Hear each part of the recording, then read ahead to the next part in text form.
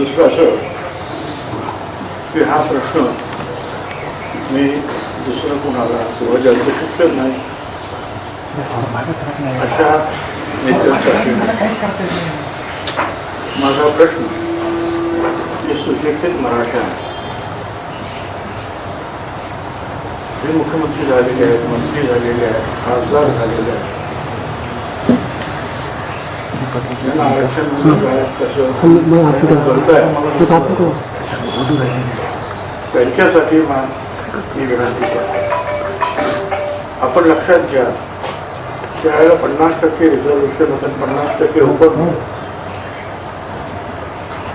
ब्राह्मण समाज किती 2-3% त्यांचे रिझर्वेशन, पण जास्तीत जास्त मराठा समाजाच्या 50% होता. परंतु तरी सुद्धा आंदोलन झालं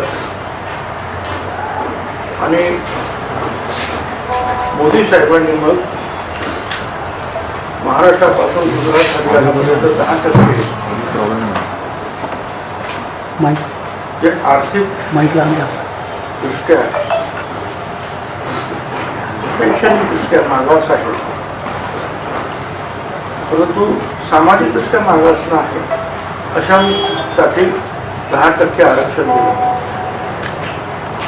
त्याच्यामध्ये सुद्धा त्या 80% फक्त मराठा समाज एकटा. त्यानंतर सुद्धा मागणी झाली की आम्हाला वेगळं आरक्षण पाहिजे.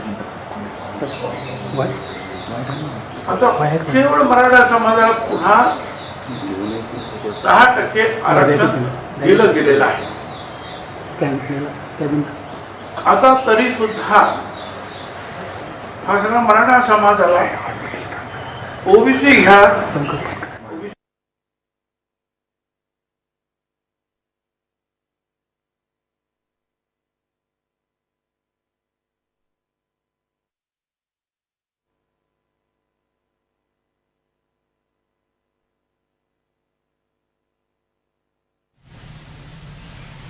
तुम्हाला 10% मराठा आरक्षण नको का? ते रद्द करायचं का?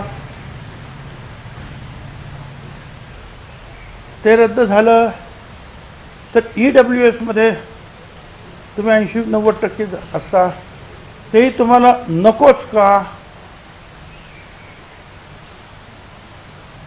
आणि पुढे ओपन मध्ये सुद्धा जे आहे 50% मध्ये तुम्ही खेळत असता, ते तुम्हाला नकोच का? याचं उत्तर अनेक माजी मुख्यमंत्री आहेत, केंद्रात मंत्री झालेले आहेत, मराठा समाजाचे नेते, आमदार आहेत, खासदार आहेत, जे शिकलेले आहेत, ज्यांना हे समजतं, त्यांच्याकडून मला उत्तरांची अपेक्षा आहे. ज्यांना काही समजत नाही, अशिक्षित आहे, माहीत नाही, त्यांच्याकडून मला ह्या उत्तराची अपेक्षा नाही. माझी विनंती आहे त्यांना, तुम्ही होकल व्हायला पाहिजे, तुम्ही बोलायला पाहिजे. बोला, आम्हाला मराठा आरक्षण सुद्धा नको, आम्हाला EWS सुद्धा नको, आम्हाला ओपनचं सुद्धा नको, आम्हाला फक्त ओबीसीचं पाहिजे. बोला ना. एक मनुष्य ज्याला इतपत त्याचं समजतं आहे आणि ते सांगतायत आणि राज्यामध्ये जे आहे अशा प्रकारचा एक उद्रेक निर्माण होतो आहे, त्याच्यावर कधीतरी बोला. आणि पुन्हा एकदा सांगतो, या प्रश्नाचं जरूर उत्तर मला या शिकलेले समजदार नेत्यांकडून किंवा इतर क्षेत्रात काम करणारे मराठा समाजाचे लेखक आहेत, इतर सगळे आहेत, त्यांनी द्यायला पाहिजे.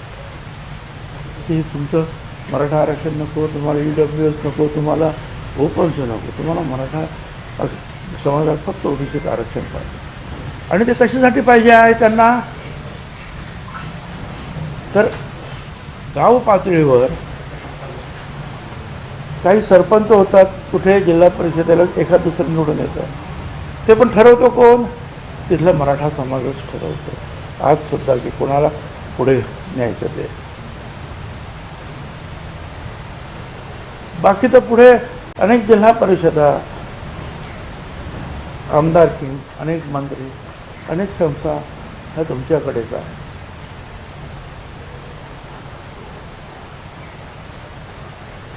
मंत्री मुख्यमंत्री सुद्धा अनेक वेळा तुमचे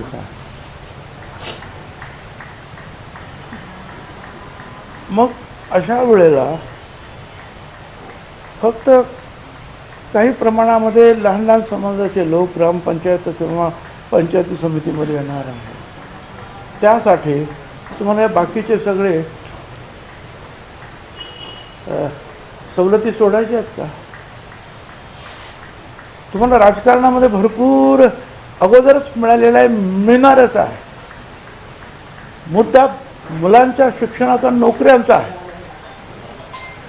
तो या गर्दीत मिळेल जास्त की सेपरेट आरक्षण आहे 10%, 10%, 50%, त्याच्यात त्यांचं भलं आहे. बघा तुम्ही MPSCचे निकाल लागले, मेडिकलचे निकाल लागले, त्यांचे कट ऑफ पॉईंट्स पहा, ओबीसीचा कट ऑफ पॉईंट्स फार वरती. बस मला आज फक्त एवढंच सांगायचं आणि मी आता मला निघायचं म्हणून. शरद पवारांनी असणार आहे का की मराठा समाजाच्या लोकांनी समोर येऊन, मंत्र्यांनी म्हणा किंवा नेत्यांनी, लोकप्रतिनिधींनी समोर येऊन हे स्पष्ट करावं की नेमकी परिस्थिती काय आहे? नाही, नेमकं त्यांनी आता बाकी परिस्थिती सोडा, परिस्थिती काय झाली मग. तुम्हाला 10% आरक्षण मराठा समाजाला नको, तुम्हाला 10% आरक्षण EWS मध्ये नको, तुम्हाला ओपनमधलं सुद्धा नको, तुम्हाला फक्त ओबीसीच पाहिजे. आणि त्याच्यामुळे तुमच्या मुलाबाळांच्या शिक्षणाचा, नोकऱ्यांचा प्रश्न सुटणार आहे. राजकारणाचा प्रश्न तुमचा अगोदर सुटलेला आहे, तुम्हाला त्याची आवश्यकताच नाही. शरद पवारांनी जो सल्ला दिला होता की आरक्षणाचा टक्का वाढवा, केंद्रातून वाढवा, त्यानंतर तो प्रश्न वेगळा आहे. मी आज जो प्रश्न विचारलेला आहे त्याचं उत्तर काही मराठा समजदार नेत्यांनी द्यावं अशी अपेक्षा आहे. धन्यवाद. छगन भुजबळ यांची पत्रकार परिषद झालेली आहे. मराठा बाकीचे आरक्षण सोडणार का EWS? त्याचबरोबर शिकलेल्या मराठ्यांनी आता मला उत्तरं द्यावी असं यावेळी मंत्री छगन भुजबळ यांनी म्हटलंय. अडाण्यांनी मला उत्तर देऊ नये असा टोला यावेळी जरांगेंना मंत्री छगन भुजबळ यांनी लगावलाय.